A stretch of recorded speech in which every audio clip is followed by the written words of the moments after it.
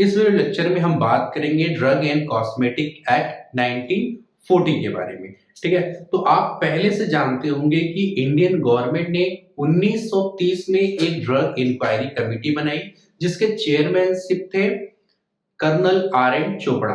उन्होंने उस समय पूरी इंफॉर्मेशन इकट्ठी करके एक ड्रग बिल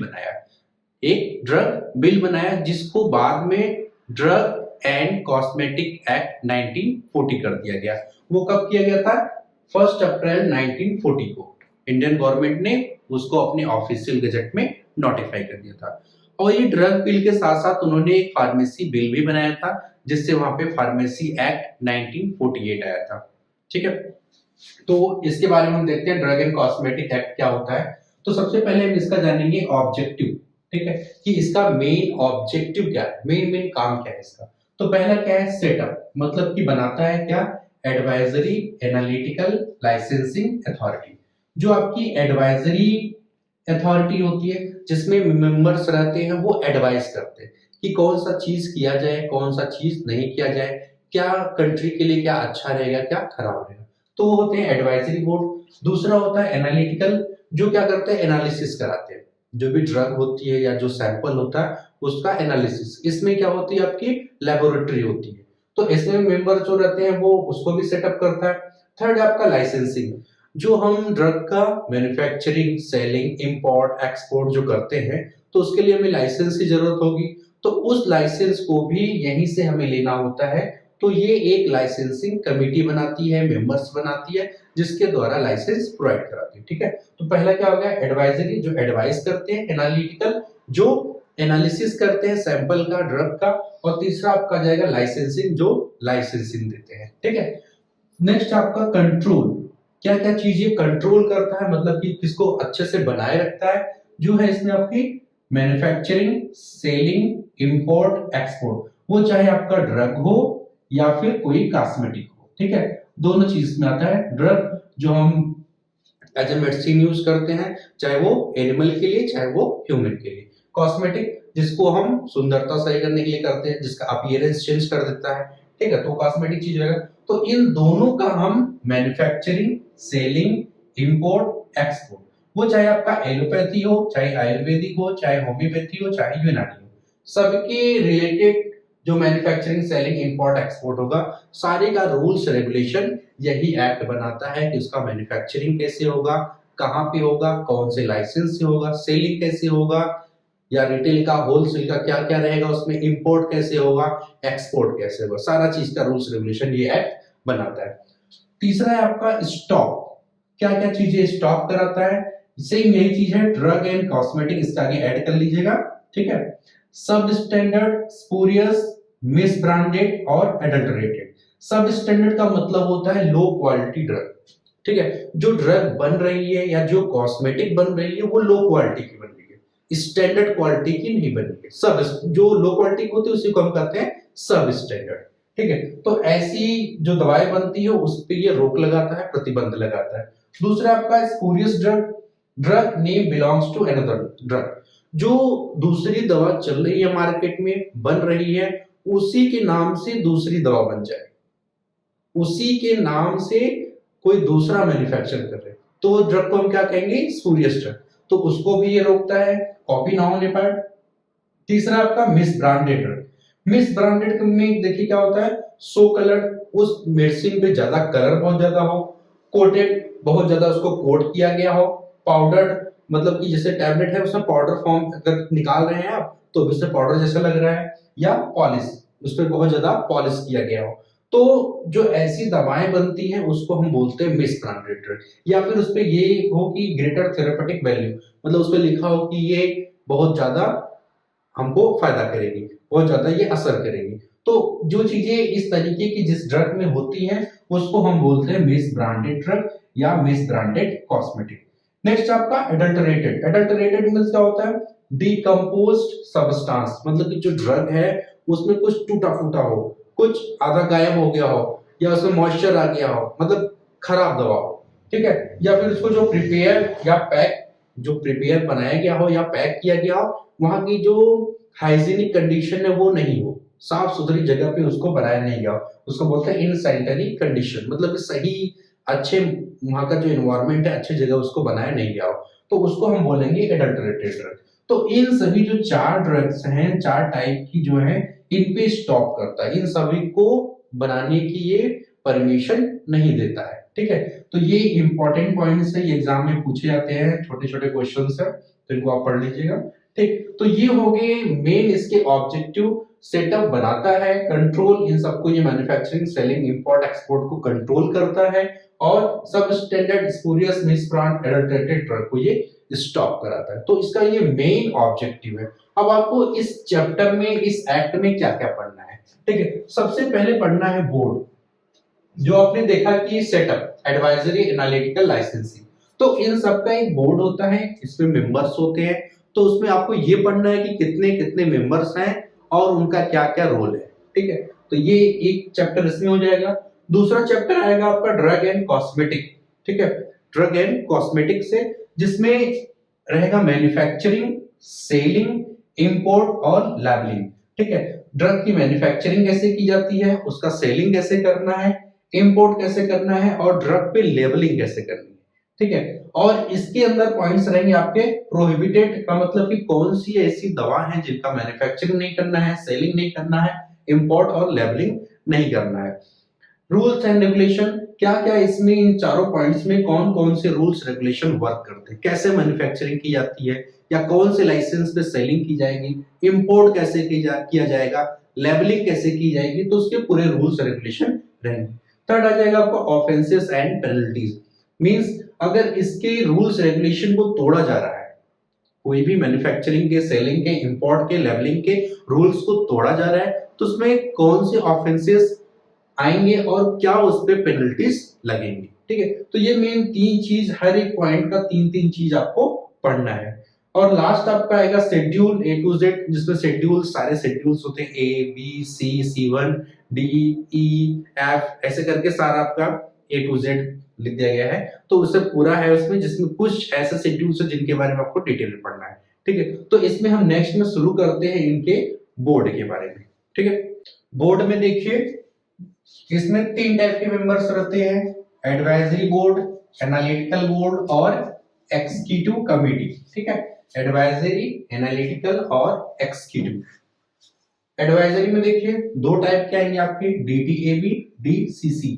DTAB का full form drug technical advisory board, DCC का ड्रग कंसल्टेटिव कमेटी। ठीक है, ये दोनों कमेटी एडवाइस करती हैं किसी भी डिसीज या ड्रग के रिकॉर्डिंग, ये इनका काम हो गया।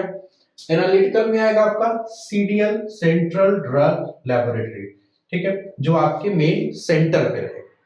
फिर drug control laboratory in state, जो आपके स्टेट में लेबोरेटरी रहेगी। फिर आएंगे तीसरे गवर्नमेंट एनालिस्ट, एक ऐसे पर्सन जिनको गवर्नमेंट द्वारा वहां पे रखा गया हो एज अ गवर्नमेंट एनालिस्ट। ठीक है, ये सैंपल को लेते हैं या इंस्पेक्शन भी करते हैं, और वो सैंपल को सेंड करते हैं CDL में या स्टेट में।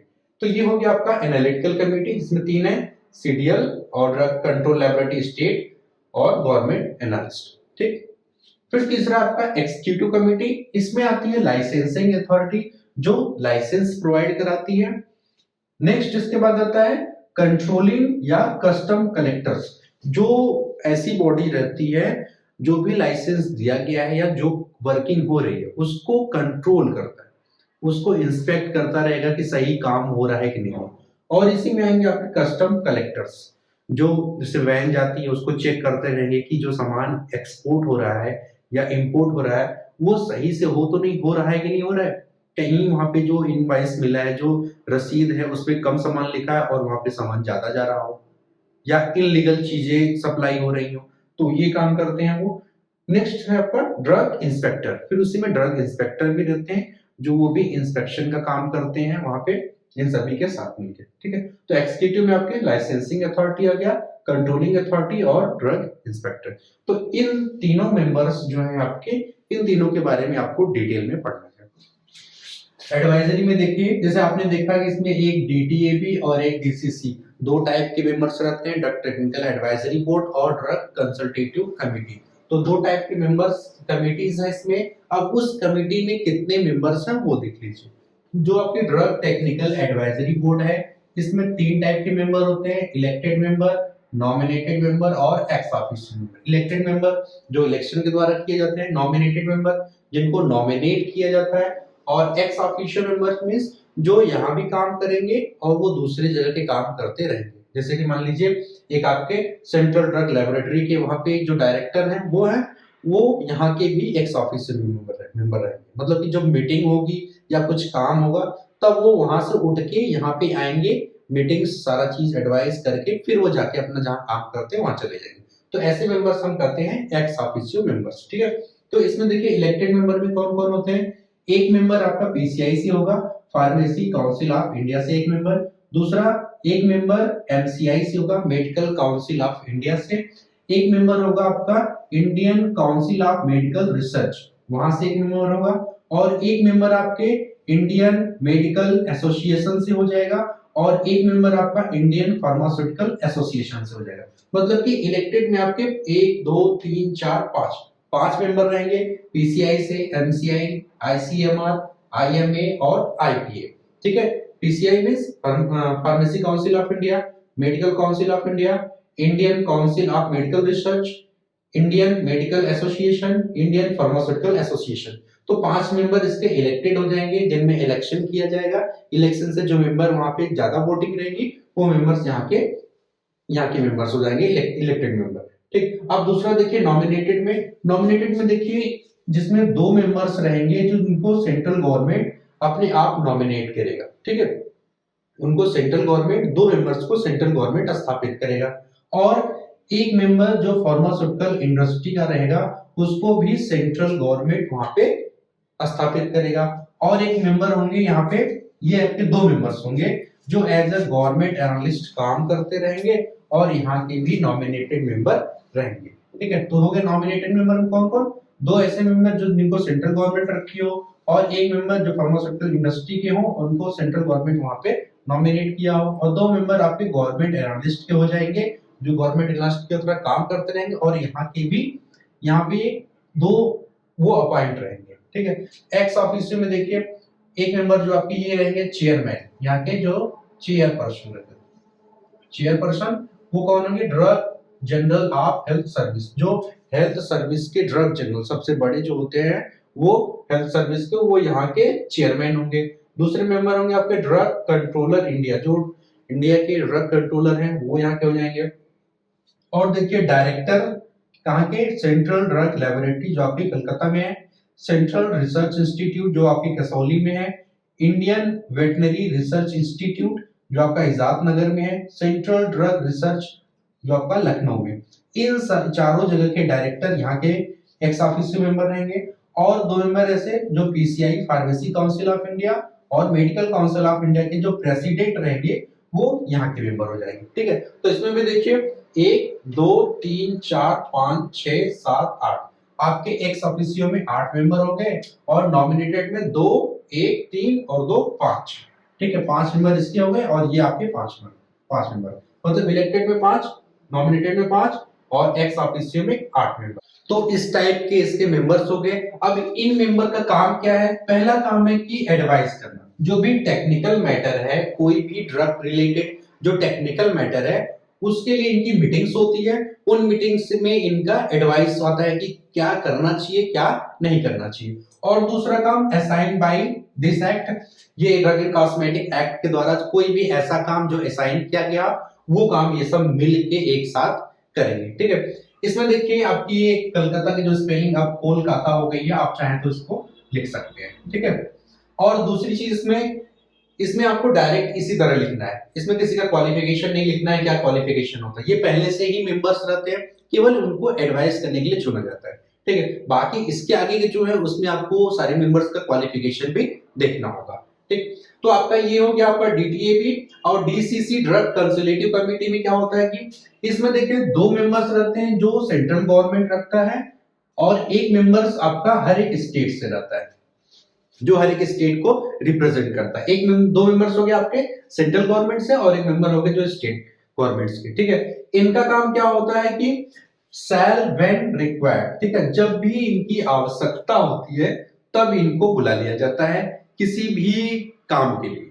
जैसे आपका डीटीईबी काम कर रहा है, अगर डीटीईबी की कुछ जरूरत हुई कि नहीं मुझे और भी कमेटी चाहिए और भी लोगों का काम चाहिए, तो आप इसमें इनको इन्वॉल्व कर लेता, मतलब कि डीटीएबी आप डीसीसी को इन्वॉल्व कर लेगा, ठीक है, इनको इन्वॉल्व कर लेगा, तो फिर इनके साथ ये काम करेंगे।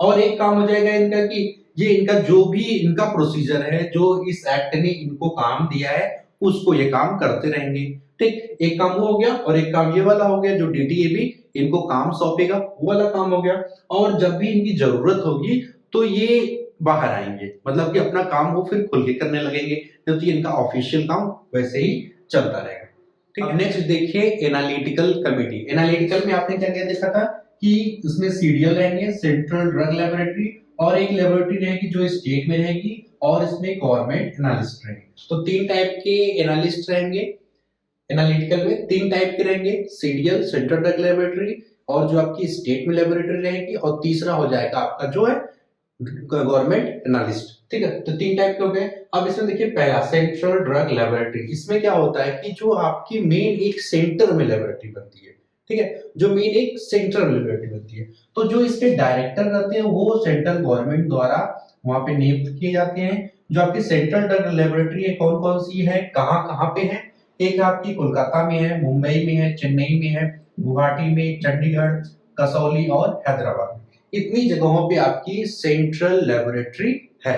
इनका काम क्या है इन लेबोरेटरी का, एनालिसिस ऑफ सैंपल, कोई भी सैंपल है उसका ये एनालिसिस करते हैं, ठीक है। दूसरा है analysis of quality check, analytical quality check, जो भी ड्रग या मेडिसिन जो बन रही है, जो नई दवा बन रही है और ऐसी दवा जो बाहर से आ रही है, इंपोर्ट हो रही है, मतलब कि बाहर जो दूसरे कंट्री से अपनी कंट्री में आ रही है, उन सभी का सैंपल उसको ये टेस्ट करती है, क्या वो सैंपल सही है कि नहीं सही है, ठीक है। तो ये दूसरा काम हो गया। तीसरा काम क्या है, मेंटेन रेफरेंस स्टैंडर्ड्स, जो आप जैसे कॉलेज में अपने प्रैक्टिकल करते हैं तो आप देखते हैं ना, एक रेफरेंस है, दूसरा आप अपना सैंपल बनाते हैं, तो जो रेफरेंस का प्रोसीजर होता है वो इस लैब के द्वारा वेरीफाई होता है कि नहीं ये जो सैंपल है वो, ये जो प्रोसीजर है वो स्टैंडर्ड प्रोसीजर है। तो जो स्टैंडर्ड प्रोसीजर करता है वो इसी लैब से वो वहां से स्टैंडर्ड होके आता है। फिर है मेंटेनेंस ऑफ माइक्रोबियल कल्चर, जो माइक्रोबियल कल्चर हम बनाते हैं उनका जो मेंटेनेंस होता है, कैसे करना है, क्या नहीं करना है, क्या प्रोसीजर आएगा उसमें, तो उसका मेंटेनेंस इसी लैब द्वारा किया जाता है। तो ठीक है, आप समझ गए यहाँ पे कि सेंट्रल लेबोरेटरी का जो डायरेक्टर है वो सेंट्रल गवर्नमेंट द्वारा रखा जाता है, और जो आपकी लैब है वो कोलकाता, मुंबई, चेन्नई, गुवाहाटी, चंडीगढ़, कसौली और हैदराबाद यहाँ पे सेंट्रल लेबोरेटरी है। और इनका काम सैंपल को चेक करना, क्वालिटी को चेक करना, और रेफरेंस को, जो रेफरेंस प्रोसीजर उसको मेंटेन करना, और माइक्रोबियल कल्चर के मेंटेनेंस को भी लेके है, ठीक है। तो ये होगी सेंट्रल ड्रग लेबोरेटरी। अब ड्रग लेबोरेटरी इन स्टेट, ठीक है, तो जो ड्रग लेबोरेटरी आपकी स्टेट में बनेगी उसको सेंट्रल गवर्नमेंट देखेगा, ठीक है, अटैच रहेगा आपके, इसी से अटैच रहेगा, लेकिन उसको देखेगा सेंट्रल गवर्नमेंट। आपके कुछ एग्जांपल जैसे आपके यूपी में एक है, बिहार में एक है, गुजरात में एक है, दिल्ली में एक है, महाराष्ट्र में दो है, कर्नाटका में तीन है, पंजाब में एक है, ऐसे करके हर एक स्टेट में अलग अलग लैब बनी हुई है, ठीक। इस लैब का काम क्या होता है, टेस्टिंग ड्रग सैंपल, जैसे कि यहाँ पे भी आप देख रहे हैं एनालिसिस ऑफ सैंपल, यहाँ पे भी देख रहे हैं टेस्टिंग ऑफ ड्रग सैंपल। तो जो सैंपल हम चेक कराते हैं पहले हम यहाँ पे भेजेंगे जो आपकी स्टेट की होगी, अगर हमको नहीं वेरीफाई हो रहा तो हम भेजेंगे उसके ऊपर, फिर जाएंगे सेंट्रल, मतलब कि ये सबसे ऊपर है, उसके नीचे ये वाली लैब है आपकी, ठीक है। तो यहाँ पे ड्रग सैंपल को टेस्ट करेगा। दूसरा एनालिसिस ऑफ फूड सैंपल, जो फूड सैंपल होता है उसको भी एनालिसिस करता है, और एक्साइज सैंपल, जैसे कि जो एक्साइज में जो आपके छापे मारे गए हैं वहां का सैंपल आया है, या कुछ केस कोर्ट केस चल रहा है जो उसका सैंपल है, तो उस सैंपल को भी ये यहाँ पे एनालिसिस करेगा। तो ये हो गया आपका drug control laboratory in state हो गया। अब हम देखेंगे गवर्नमेंट एनालिस्ट। तो जो आपका गवर्नमेंट एनालिस्ट होता है उसको सेंट्रल गवर्नमेंट, स्टेट गवर्नमेंट दोनों लोग देखती है, दोनों में से एक ही देखेगी, मतलब रहेगा अधिकार दोनों का, ठीक है। तो ये गवर्नमेंट एनालिस्ट का क्वालिफिकेशन क्या होना चाहिए, देखिए सबसे पहले उनके पास post graduate degree in medicine, medicine में उनके पास पोस्ट ग्रेजुएट डिग्री रहनी चाहिए। दूसरा 5 years experience in lab as a drug analysis, ठीक है। जो ड्रग जहाँ पे जो लैब है वहाँ पे ड्रग एनालिसिस होती है, वहाँ पे उनके पास 5 साल का एक्सपीरियंस रहना चाहिए। वो भी जो ये लैब रहेगी वो अंडर गवर्नमेंट, ठीक है, अंडर गवर्नमेंट की रहनी चाहिए। ये नहीं कि प्राइवेट की चल जाएगी, प्राइवेट की लैब नहीं।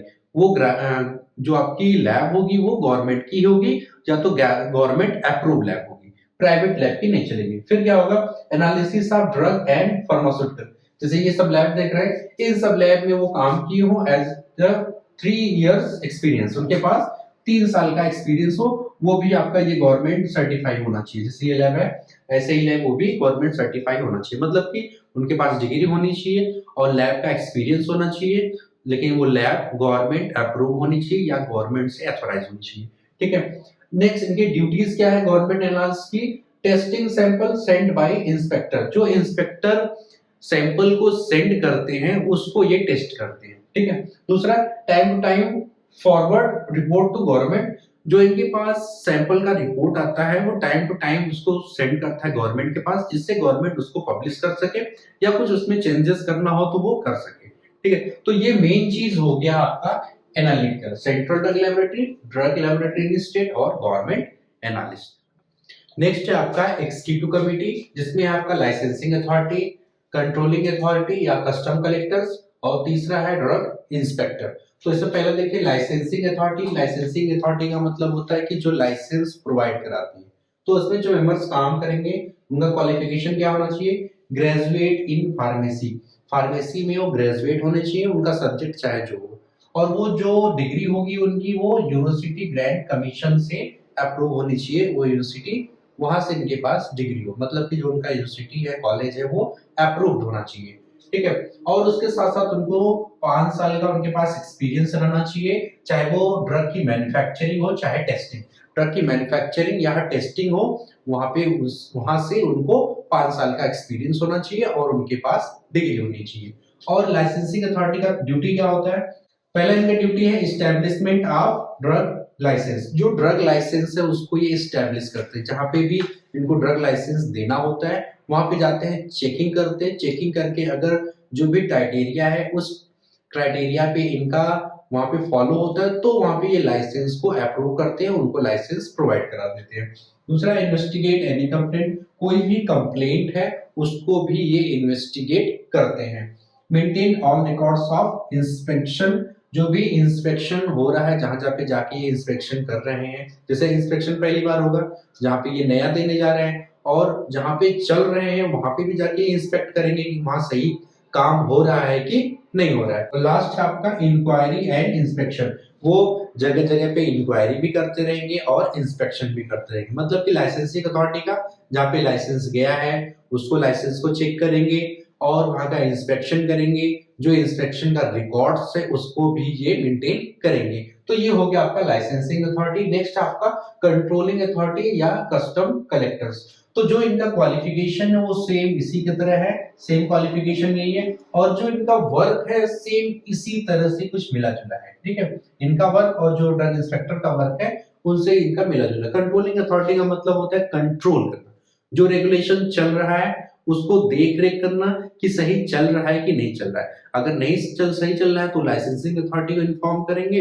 अगर नीचे से कोई दिक्कत आ रही है तो उसको भी वो खुद हैंडल करके उसको इन्वेस्टिगेट करेंगे। तो कंट्रोलिंग अथॉरिटी में आप ये दोनों चीज लिख सकते हैं मिला जुला के, ठीक है। फिर इसके बाद आएगा आपका ड्रग इंस्पेक्टर, जो आपके ड्रग इंस्पेक्टर होते हैं उनका क्वालिफिकेशन क्या होना चाहिए, वो ग्रेजुएट इन फार्मेसी, फार्मेसी में ग्रेजुएट होने चाहिए, उनका सब्जेक्ट चाहे जो हो, ठीक है।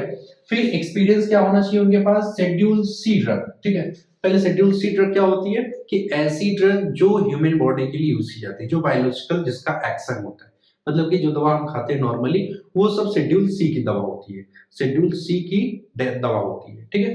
तो वहां पे उस ड्रग का उनके पास एक्सपीरियंस होना चाहिए, या उनके पास उसमें से कौन कौन सी है, 18 महीने का मैन्युफैक्चरिंग या 18 महीने की टेस्टिंग, दोनों में से एक, ठीक है। या तो उसकी मैन्युफैक्चरिंग की या उसकी टेस्टिंग की होनी चाहिए, या फिर 3 साल का एक्सपीरियंस होना चाहिए इंस्पेक्शन ऑफ फर्म या मैन्युफैक्चरिंग, ठीक है।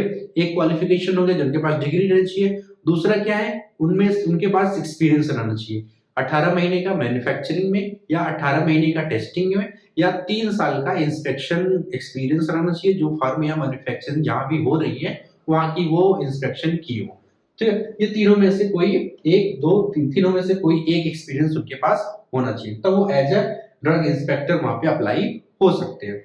फिर इनकी ड्यूटी क्या होती है? ही कैन इंस्पेक्ट, वो किसी भी सैंपल को किसी भी जगह जाके वो इंस्पेक्ट कर सकते हैं। उनके पास पावर होती है किसी भी चीज का इंस्पेक्शन करने का।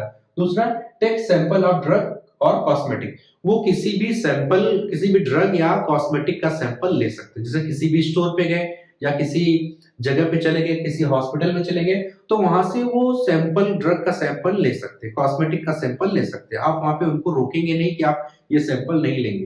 ठीक है, तो जो आपने जो वहां पे रखा है वहां का वो सैंपल लेंगे, फिर उसको एनालिसिस टेस्ट कराएंगे कि सही है कि नहीं सही है। फिर उसके बाद क्या है? Entry and search any place, वो किसी भी जगह पे जाके, जो लैब है आपकी, वहां पे किसी भी जगह जाके लैब की टेस्टिंग कर सकते हैं, उसको सर्च कर सकते हैं। फिर लास्ट आपका stop and search vehicle, vessel, other conveyance, जो भी व्हीकल जा रही है या फिर जो आपकी कोई वेसल्स है या फिर कोई अदर कन्वेंस जो भी जिसके द्वारा ड्रग को एक जगह से दूसरी जगह भेजी जा रही है, तो वो उसको भी वो रोक के वहां पे टेस्ट कर सकते हैं कि क्या वहां पे जो चीजें जा रही हैं वो सही जा रही है कि नहीं। जो चीजें जा रही हैं उसका उनके पास रसीद है कि नहीं है, मतलब कि लीगल चीज जा रही है कि इनलीगल चीज जा रही है, उसको ये इंस्पेक्ट करेंगे। तो ड्रग इंस्पेक्टर का ये रोल होता है। इनके पास जो सैंपल मिलता है वो यहाँ भेजते हैं लाइसेंसिंग अथॉरिटी में, या नहीं तो फिर वो भेजते हैं वहां पे ड्रग, जो आपकी ड्रग लेबोरेटरी इन स्टेट, वहां पे भेजते हैं जहां से वहां पे सैंपल टेस्ट होता है, टेस्ट होके फिर यहाँ पे उसका रिपोर्ट आता है। ठीक है, तो इस तरीके से हो गया ड्रग एंड कॉस्मेटिक एक्ट्स के बोर्ड मेंबर के बारे में। अब नेक्स्ट वीडियो में मैं आपको इसके मैन्युफैक्चरिंग, सेलिंग और इंपोर्ट, लेबलिंग के बारे में नेक्स्ट वीडियो में बताऊंगा। इन केस अगर इनमें कोई आपको डाउट्स हो तो आप कमेंट्स बॉक्स में पूछ सकते हैं। वीडियो अगर आपको अच्छी लगे तो आप लाइक एंड सब्सक्राइब जरूर करिए। Thank you.